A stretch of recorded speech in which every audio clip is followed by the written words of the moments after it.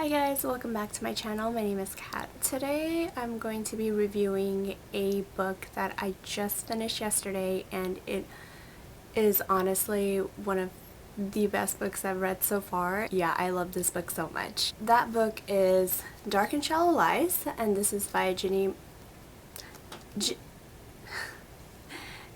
Myers Sane. So this book is probably the book to read during this time of the year, you know, with October coming up. It's a great book to read in October.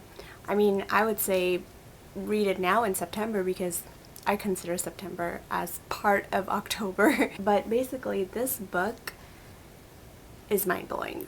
So I'll just get to what this book is about. This book is about the main character, Gray, and she comes home to her small town called La Cachette, Louisiana.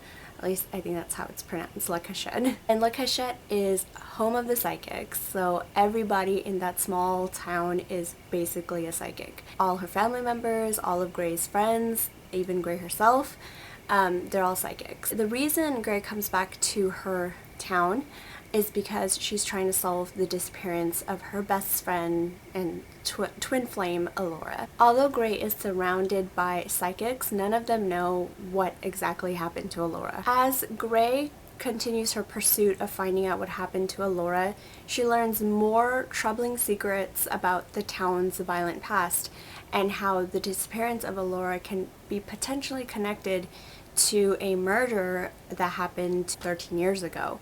Basically, Gray continues to learn more about the town, more about her friends and her family, and realizes that all of them are keeping some sort of secret from her and that she doesn't know them as well as she thought she did. So let's start off with the writing of this book. It's fantastic. It is hard to believe that this is a debut novel of this author. The writing is so descriptive. It just flourishes on the pages. What I really love about the writing, aside from the fact that it just keeps you on your toes and you're constantly turning the pages trying to figure out what happens next, is I love the way the author describes the small, like, swampy town of Louisiana. Like, the way the author describes it, it feels like I'm there. Like, she describes it as being humid and hot and swampy, and the way the waters feel, the way the air feels, you know, all of that. The way she describes it, it feels like I'm there, you know, I am experiencing this small town. I love the small town vibes. I love the atmospheric, eerie feel that I get when I'm reading this book. So I truly believe the author is very talented in the way she writes, the setting, and just the atmosphere. It's creepy. It's creepy at some parts, but it's very atmospheric. You feel like you're surrounded by this town's mystery the whole time.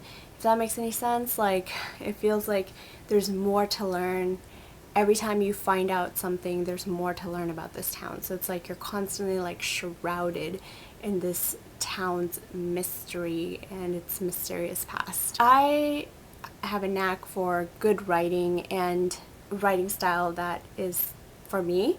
And this writing style from this author is definitely for me. I love the way she describes things. I love the way she writes her characters. I think the way she writes her characters is great. It's fantastic. I loved all the characters.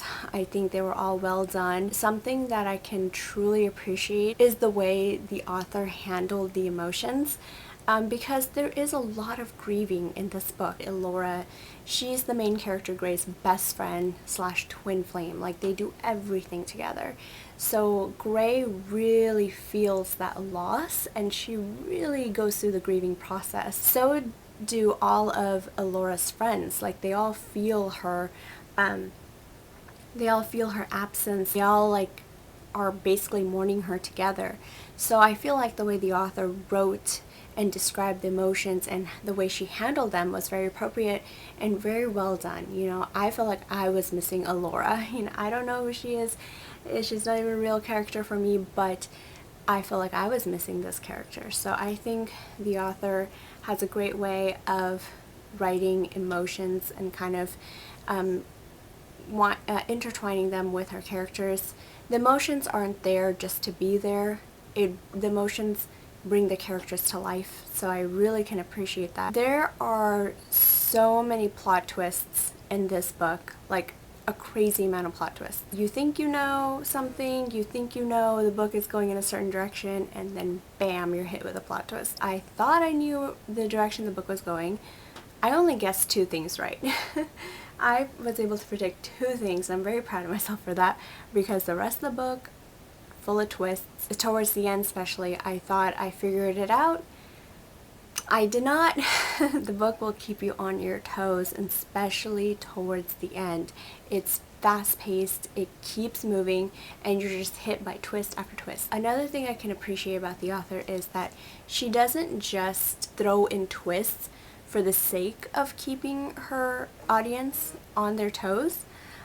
She is able to intertwine, or I guess weave in, the twist into the plot of the story. So it's not just there for like shock value, it's there because it serves a purpose for the plot. And so I really like that too. I really like the way that the twists and and all of that, the twists and turns, were woven with the plot, so it makes it all the more intriguing. It does make the plot more complex. There were maybe a couple things that I kind of was a little, like, not annoyed with, but it was kind of like, oh my god, here we go again, is the repetition of a phrase. So they keep repeating a phrase, and that phrase is lit from the same match, and that phrase is just to describe Elora and Gray's friendship and relationship, how they're 2 flames lit from the same match. And that phrase was repeated throughout the whole book over and over and over again. And I understand, like, the reason it's repeated is to really emphasize how close Elora and Gray were, but it was kind of getting a little excessive, and it's like, I don't need to know that they're lit from the same match about 1,000,000 times. A couple things I really enjoyed also is the friendship group, the friends dynamic. I love how close all the friends are. Gray, along with 4 or 5 other of her friends in the town, they all have a very close friendship. They're known as the Summer Children because they were all born on the same day, maybe just an hour or so apart, but they were all born on the same day to, of course, different parents. So they're called the Summer Children, and they all have psychic abilities, of course. I love their friendship dynamic. I love how close they are. I love how they are there for each other. I love learning about their psychic abilities. I think it's pretty cool. I also love learning about all the characters' family relationships and how the parents are tied to the town's past. That's all very interesting too, and all kind of gets revealed towards the end as well. Overall, this book, the mystery behind Elora, her disappearance and everything, is so well done, well written. I personally think it was really good, and I enjoyed it thoroughly. I finished it in a matter of days, and I'm so happy I picked it up because this was a random buy at Barnes & Noble. I've never heard of this book. I'm really glad that I bought it. That's my very short condensed review of this book. I just had to review it because I really enjoyed it. I loved the atmosphere, the eerie creepiness, the mystery, all of it, and even to some extent the supernatural elements of this book. I think it was all well done, well put together, very well paced. There was not a dull moment in this book for me. I know a lot of other books that I read, there's like moments where it gets very slow. Nah, did not feel that at all in this book. If you haven't heard of this book, read it. If you have heard of this book, read it. It is so good, and it's definitely great for this spooky season. It will give you all the spooky vibes that you're craving. It really will set the mood for October and onward. I really recommend that you pick up this book if you can. Other than that, guys, thank you so much for tuning into this video. I know my videos are so gapped out, but there's just a lot going on in my life right now, and sometimes I just need a break. And this book was a wonderful break. But other than that, I'll see you next time. Bye!